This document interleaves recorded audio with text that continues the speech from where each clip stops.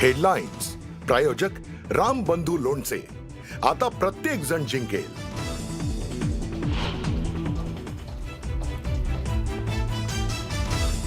निवडणुकीत पैशांचा नुसता पाऊसच नाही तर अतिवृष्टी सुरू, मतांची बोली लावायची बाकी राहिलंय. उद्धव ठाकरेंचा सरकारवरती घणाघात.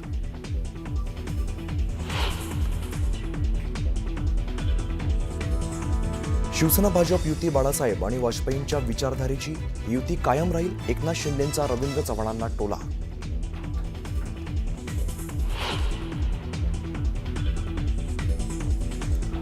कोकणात राणेबंधूंमधील संघर्ष टोकाला, जे करायचं ते करा, माझे हात स्वच्छ आहेत. नितेश राणेंच्या टीकेवरती निलेश राणेंचा पलटवार.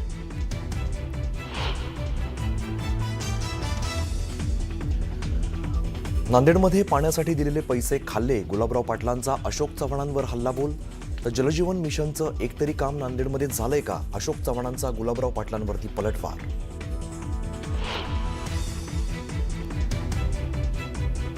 स्थानिक स्वराज्य संस्थांच्या निवडणुकीचा मार्ग मोकळा, निवडणूक कार्यक्रमावरती कोणतीही स्थगिती नाही. सुप्रीम कोर्टाचा महत्त्वाचा आदेश, येत्या 21 जानेवारीला पुढील सुनावणी.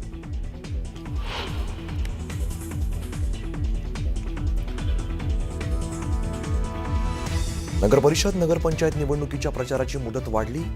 1 डिसेंबरच्या रात्री 10 पर्यंत उमेदवारांना करता येणार प्रचार, उमेदवारांना मोठा दिलासा.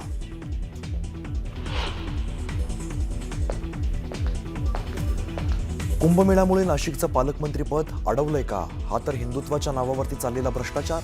तपोवनातील झाडं तोडू देणार नाही, उद्धव ठाकरेंनी सुनावलं.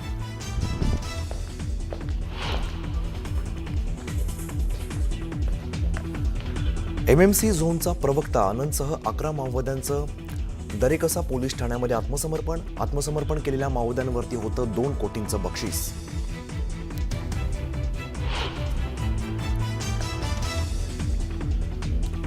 आणि गुंड गजानन मारणे याला विशेष मोका न्यायालयातून जामीन मंजूर, पोलीस आयुक्तालयात लावली होती हजेरी.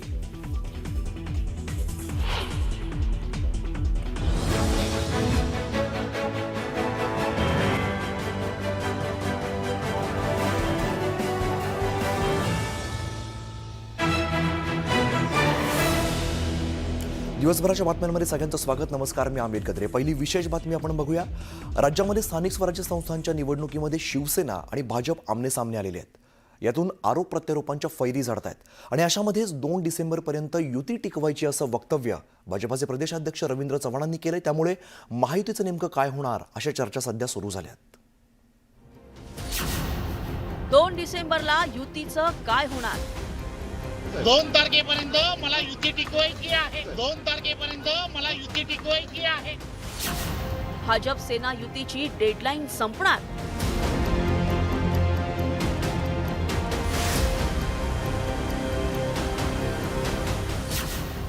भाजप शिवसेना युतीत कुठं बी नसलं.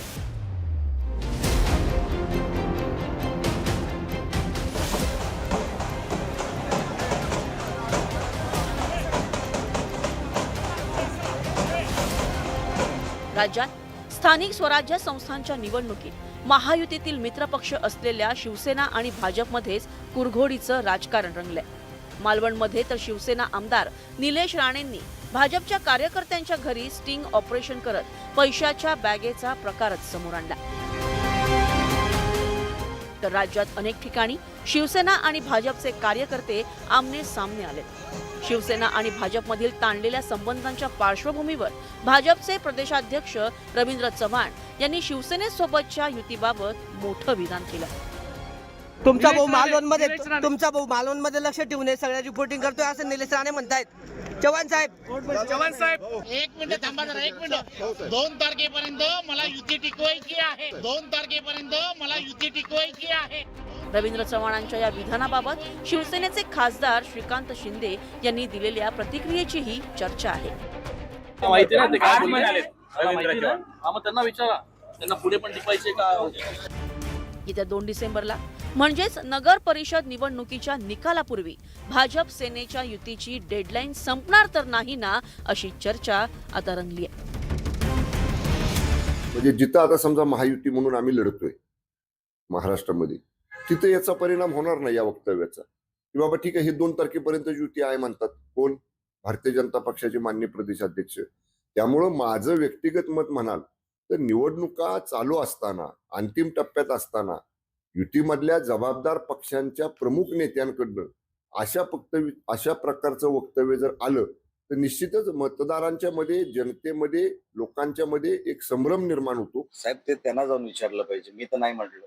त्याचा अर्थ काय होतो ह्याच्यावरून स्पष्ट आहे की चव्हाण साहेबांच्या मनात काय. आता तुम्ही सगळे जाणकार लोक आहात. ही डायरेक्ट धमकी आहे. ही डायरेक्ट धमकी आहे असं मी समजतो. कदाचित त्यांच्या मनात काहीतरी वेगळं असेल, ते काहीतरी वेगळ्या उद्देशाने बोलले असतील, पण ही डायरेक्ट मित्र पक्षांना धमकी आहे. 2 तारखेपर्यंत मला युती टिकवायची आहे.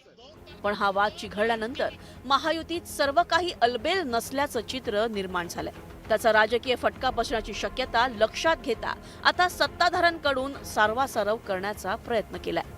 खरंच राहील का असं त्यांचं? नाही, मला असं वाटतं असं काही समजण्याचं कारण नाही. तरी सांगितलं 2 तारखेवर भांडण करू नका, कारण आता आम्ही एकमेकाच्या विरोधात भाषण करणार आहोत, एकमेकाच्या विरोधात आम्ही लढतो आहोत. त्यामुळे त्यांचा म्हणण्याचा अर्थ असा असेल की बाबा 2 तारखेपर्यंत थोडी शांतता ठेवा, इतक्या भानगडी करू नका टोकाच्या, असा त्याचा निश्चित अर्थ असेल. बघा, ही युती बाळासाहेबांनी, अटल बिहारी वाजपेयी, अडवाणी साहेबांनी विचारधारेवर युती झालेली आणि आता आदरणीय देशाचे प्रधानमंत्री नरेंद्र मोदीजींच्या नेतृत्वाखाली हे एनडीएचं सरकार सुरू आहे. त्यामुळे ही आमची युती फार पूर्वीपासून एक विचारधारेवर युती झालेली आहे आणि ही युती कायम राहील. तर विरोधकांनी महायुतीतल्या कुरबुरींवर निशाणा साधलाय. हे पण बऱ्याच ठिकाणी त्यांची युती तुटल्याच जमा आहे.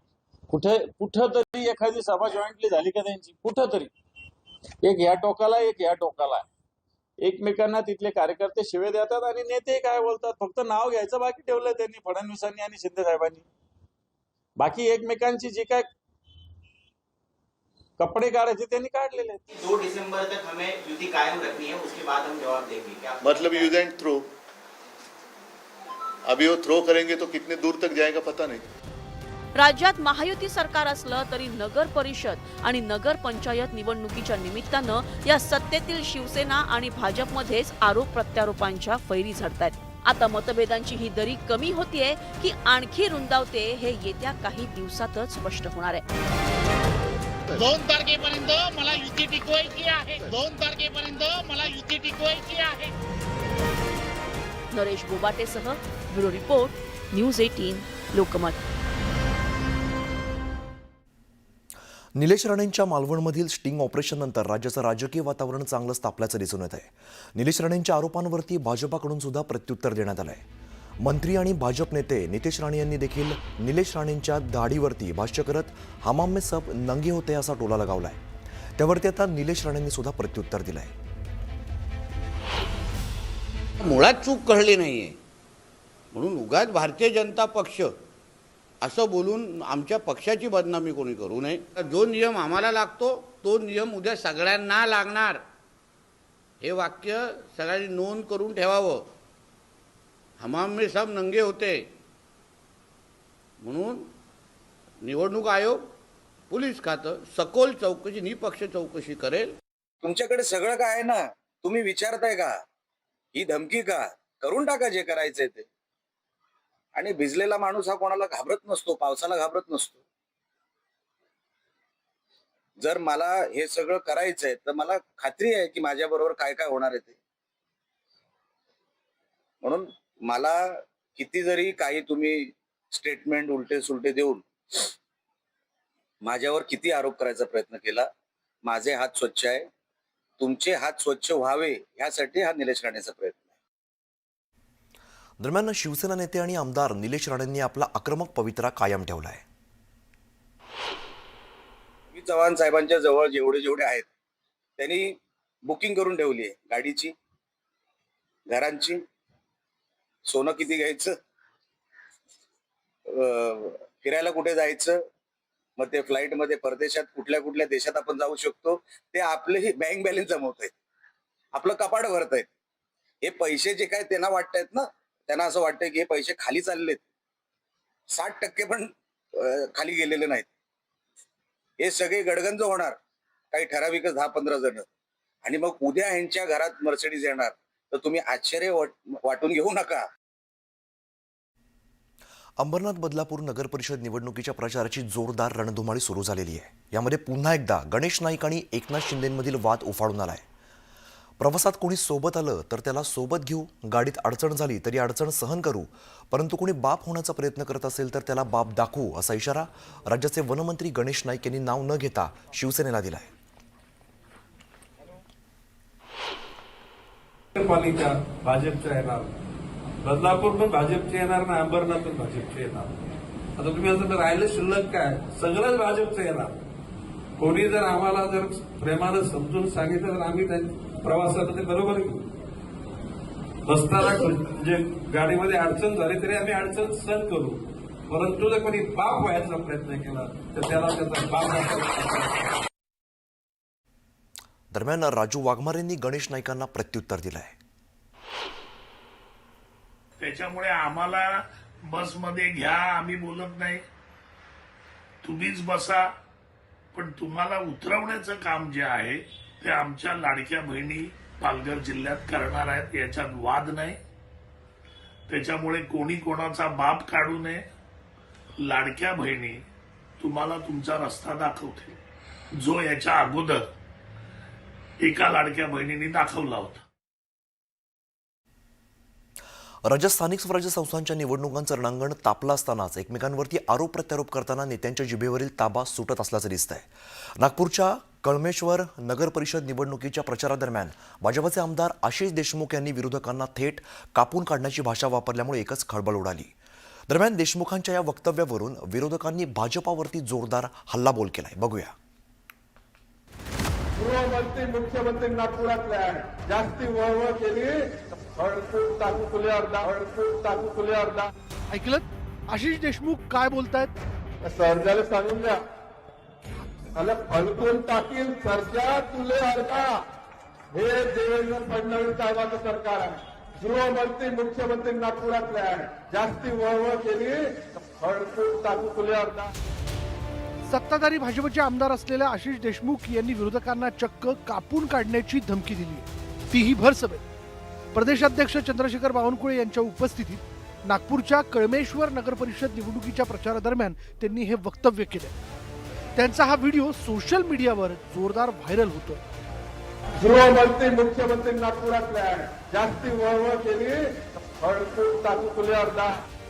देशमुख यांच्या या वक्तव्यामागे नेमकी काय पार्श्वभूमी आहे पाहू. तर कळमेश्वरमध्ये 2 दिवसांपूर्वी काँग्रेस आणि भाजप कार्यकर्त्यांमध्ये राडा झाला होता.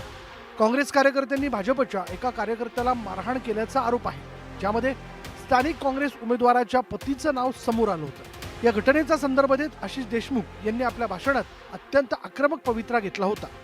आशिष देशमुख यांच्या या वक्तव्यावरून विरोधकांनी भाजपवर एकच हल्ला चढवला.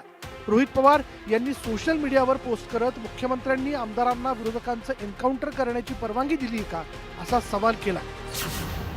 फक्त माज आहे, दुसरं काही नाही, सत्तेचा हा माज आहे. मुख्यमंत्री गृहमंत्री नागपुरातले, जास्त वळवळ केली तर कापून काढू, हे शब्द कुण्या नक्षलवाद्याचे नाहीत, तर भाजपचे आमदार आशिष देशमुख यांनी जाहीर व्यासपीठावरून विरोधकांना दिलेली ही धमकी आहे. सदा सर्व काळ सार्वजनिक व्यासपीठावरून सज्जनतेचे धडे देणाऱ्या मुख्यमंत्र्यांनी आपल्या या आमदारांना विरोधकांचे एन्काउंटर करायची परवानगी दिली आहे का? मुख्यमंत्र्यांनी तात्काळ आपल्या आमदारांच्या या वक्तव्यावर स्पष्टीकरण द्यावं, अन्यथा मुख्यमंत्र्यांचाही आशिष देशमुखांच्या या भाषेला पाठिंबा आहे असाच त्याचा अर्थ होईल.